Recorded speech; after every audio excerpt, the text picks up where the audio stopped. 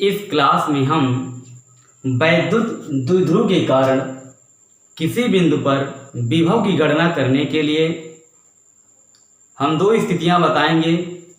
पहली स्थिति हमारी है अच्छी स्थिति, दूसरी हमारी है निरक्षी स्थिति। तो पहले हम क्या देखेंगे, अच्छी स्थिति के लिए देखेंगे। उसके लिए हम क्या करेंगे, विभव की गणना करेंगे।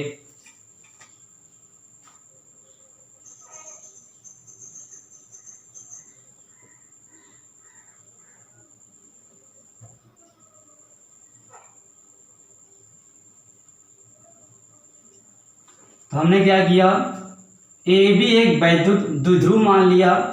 जब द्विध्रुव मानेंगे तो इसकी हमारी प्रभाव की लंबाई कितनी रहेगी, हमारी 2l रहेगी।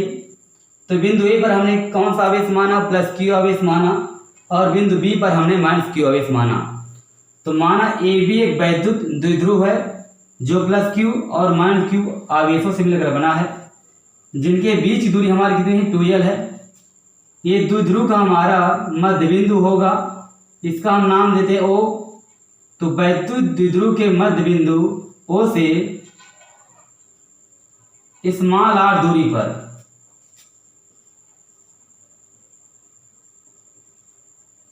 एक बिंदु P मानते हैं, जिस पर हमें क्या करना है, विभव की गणना करना है। किस स्थिति में, अच्छी स्थिति में। तो एक बार पुनः समझ लीजिए, माना ए बी एक वैद्युत द्विध्रुव है जो प्लस क्यू और माइनस क्यू आवेशों से मिलकर बना हुआ है, जिनके बीच की दूरी 2l है। द्विध्रुव के मध्य बिंदु O से स्मॉल r दूरी पर एक बिंदु P है, जिस पर अच्छी स्थिति में विभव की गणना करनी है। तो एक बार हम क्या करेंगे, ये प्लस क्यू आवेश के कारण बिंदु P पर विभव की गणना करेंगे।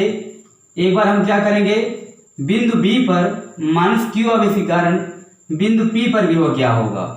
तो यह ध्यान दीजिएगा, जितनी भी दूरियां होंगी, हम अगर हमारा ए बी एक वैद्युत द्विध्रुव है, अगर इसका मध्य बिंदु O है, तो सारी दूरियों को हम मध्य बिंदु से ही नापेंगे। एक बार चित्र देख लीजिएगा।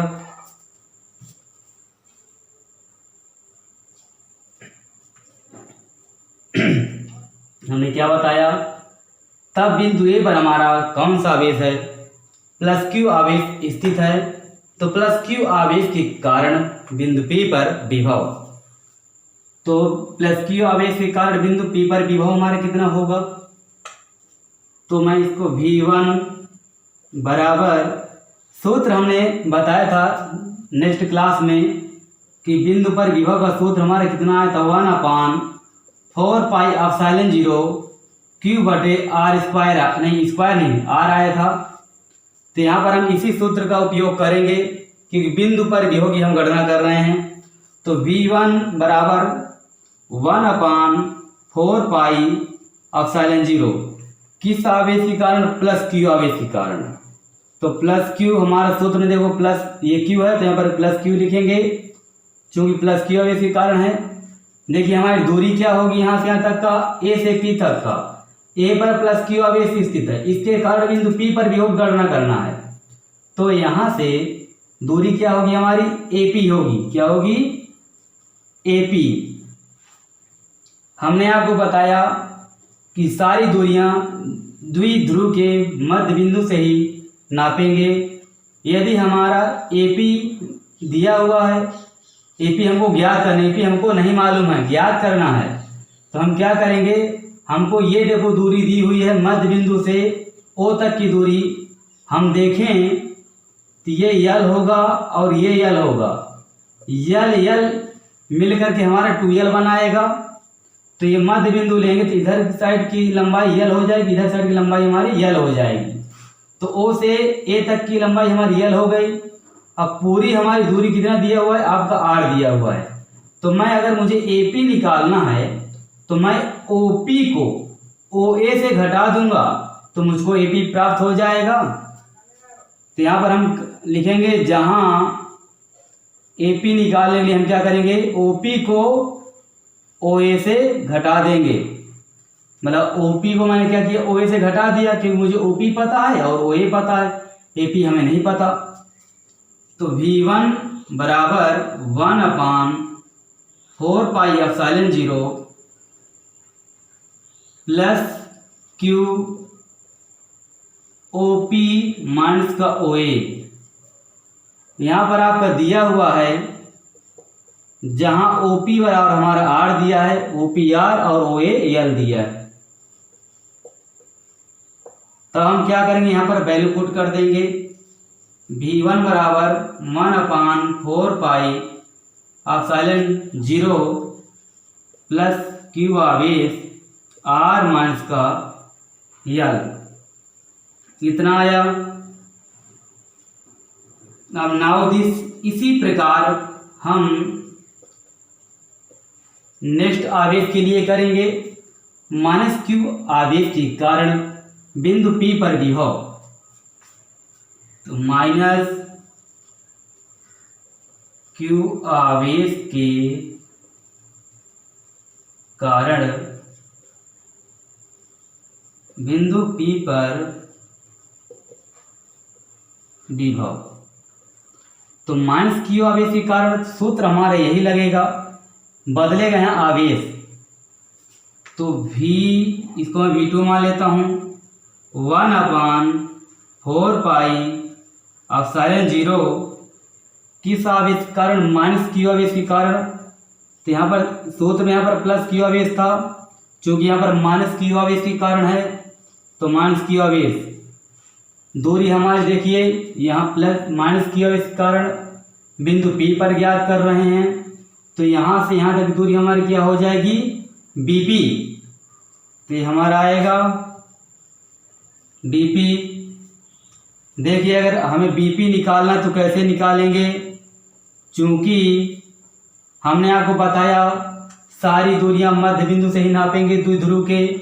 अगर AB हमारा द्विध्रुव है तो देखिए हमारा B से O तक की लंबाई हमारी O दी हुई है, और O से P तक का हमारा R दिया हुआ है।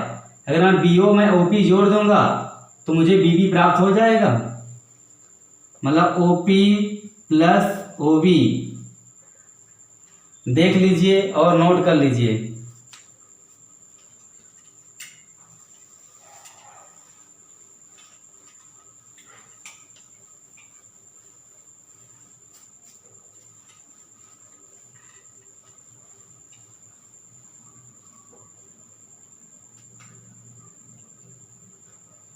V2 बराबर 1/4πε0 माइनस का क्यू अपान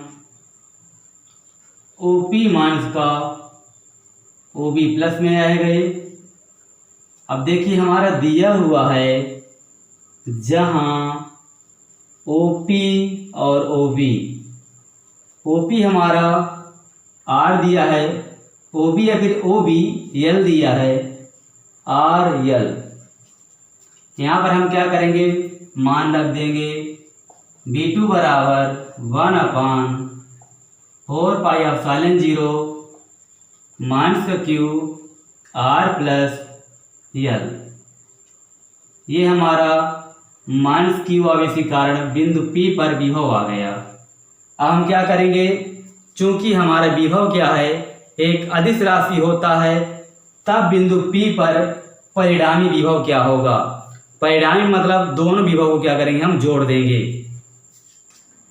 चूंकि विभव एक अदिश राशि है,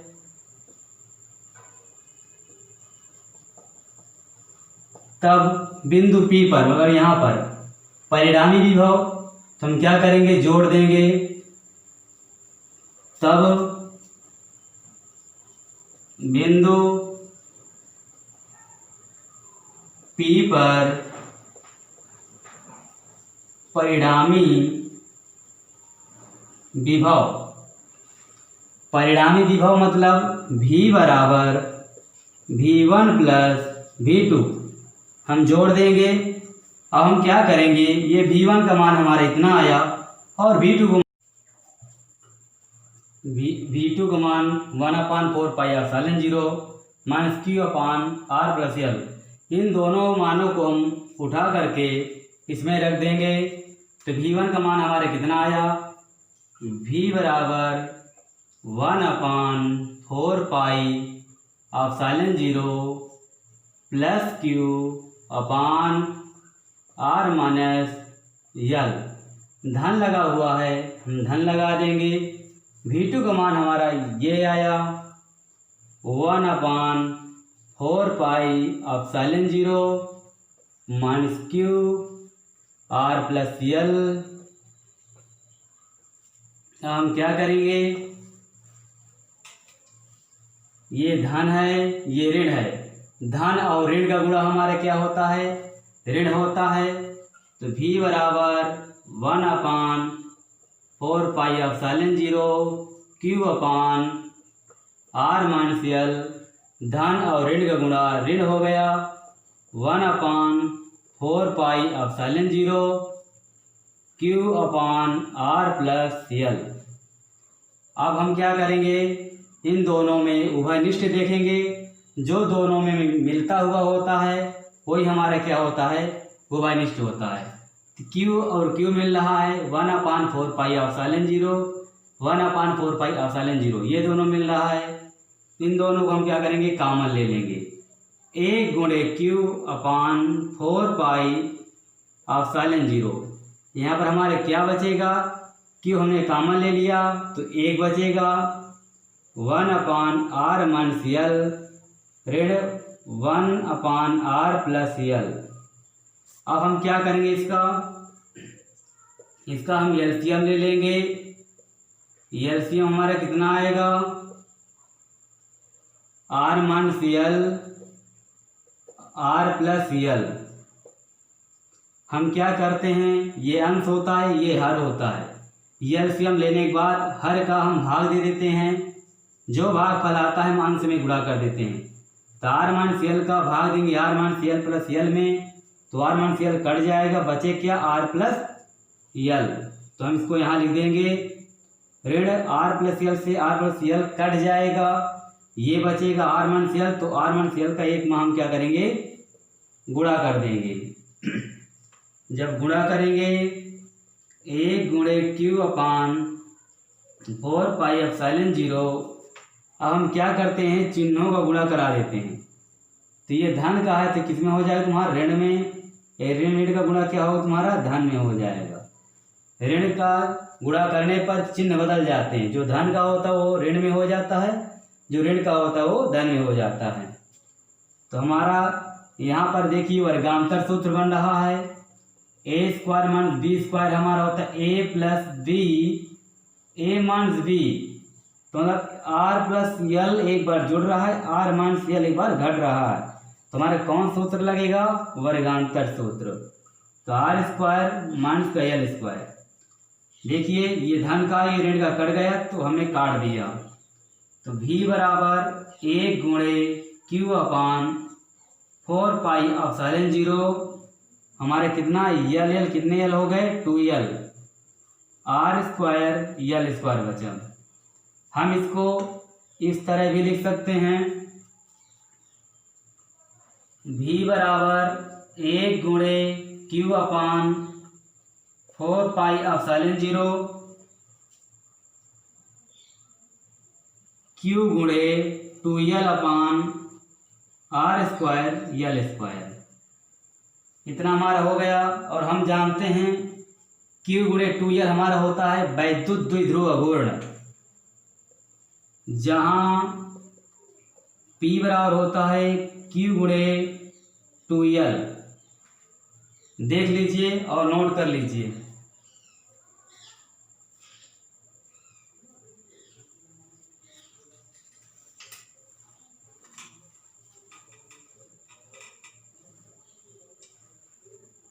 यहाँ पर हम क्या करेंगे, P रख देंगे 1/4 पाई एप्सिलॉन 0 P बटे R स्क्वायर L स्क्वायर। यदि हमारा मध्य बिंदु दूरी हमारी R है बिंदु P तक का, यदि R हमारा बहुत बड़ा हो, L हमारा बहुत छोटा हो R की अपेक्षा, तो हम क्या करेंगे, यदि आर आपका बहुत बड़ा हो, यल आपका बहुत छोटा हो, तो इस केस में हम क्या करते हैं, यल को हटा देते हैं या बहुत सूक्ष्म मान लेते हैं। तो v बराबर 1/4πε0 p/r², यल हमारा हट जाता। v हमारा क्या होता, वोल्ट, तो मैंने लिख दिया वोल्ट। ये हमारा क्या आया, अच्छी स्थिति में विभव के लिए सूत्र आ गया। देख लीजिए और नोट कर लीजिए।